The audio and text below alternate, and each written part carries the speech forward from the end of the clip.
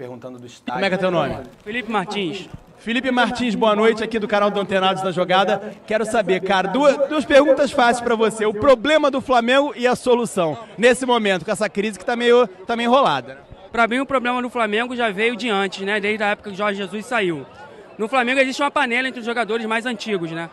Então, eles vão escolhendo qual o técnico que vai treinar eles e ficam naquela escolha e fecha aquela panela. Se eles não aceitam um técnico, não jogam em campo, não mostram resultado em campo. Para mim, a solução é meio que limpar um pouco o elenco, fazer a famosa barca, né? E dar um pouco de autonomia e poder ao técnico, entendeu? E a diretoria ter pulso firme com relação a isso. Você acha que o técnico tá meio vendido nesse momento, então, né? Acaba ficando vendido por causa dos jogadores, que praticamente mandam no clube, entendeu? Igual nessa reunião que teve. O problema era com o Diego Alves. E o Diego participou da reunião. O cara que não tem nada a ver. Então, Arão participou da reunião.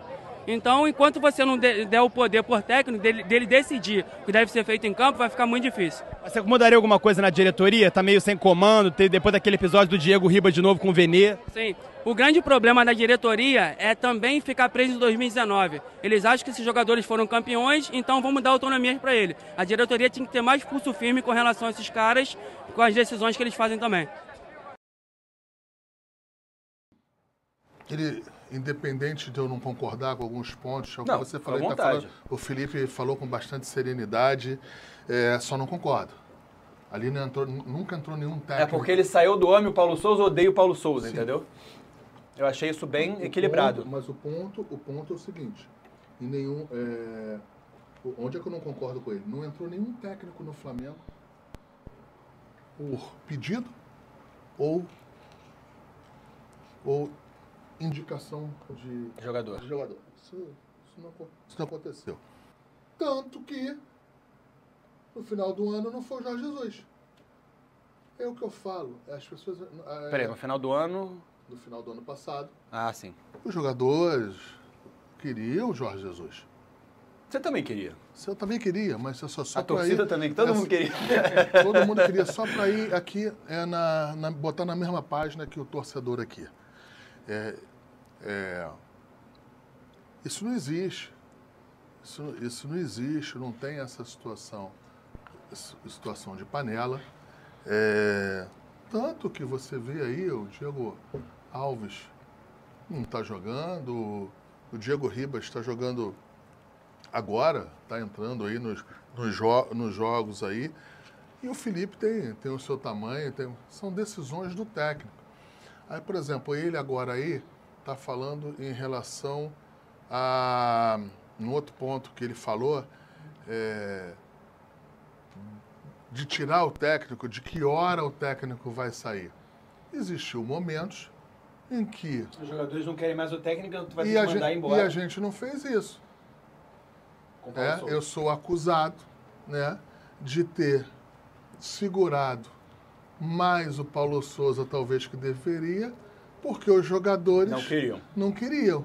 E eu segurei. Isso ficou claro, né? Então, assim...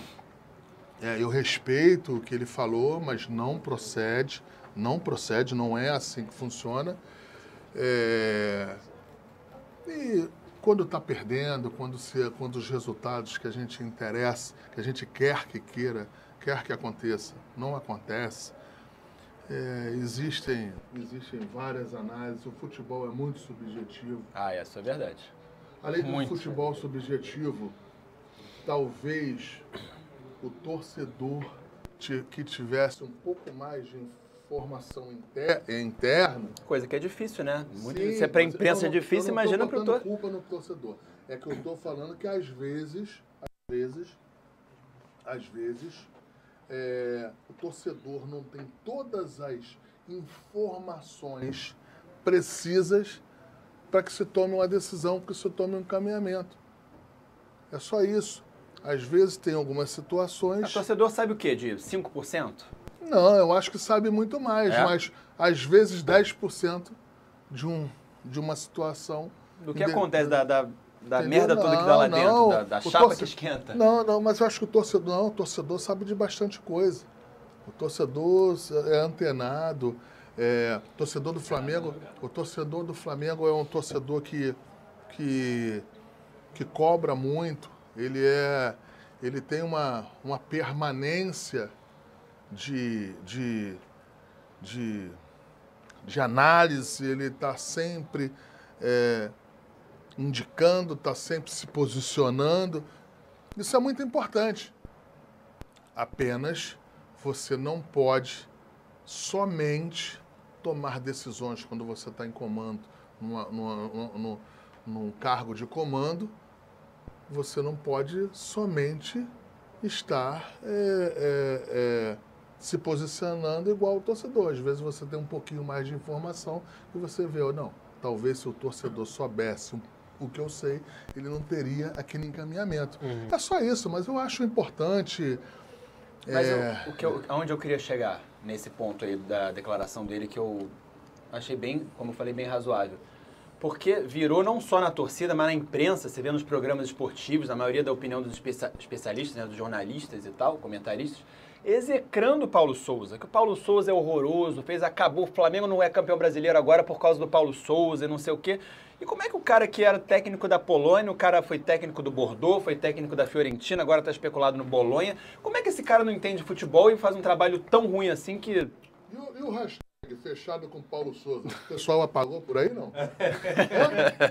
E o Paulo Souza, eu te amo. Paulo Souza, eu te amo.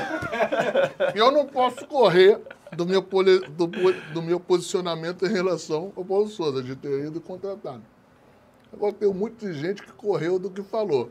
O fechado com o Paulo Souza está tudo apagado. Então, mas aí não é uma questão... O cara não é uma anta quadrada. Claro que ele é um treinador que ele entende de futebol. Olha só, não deu certo.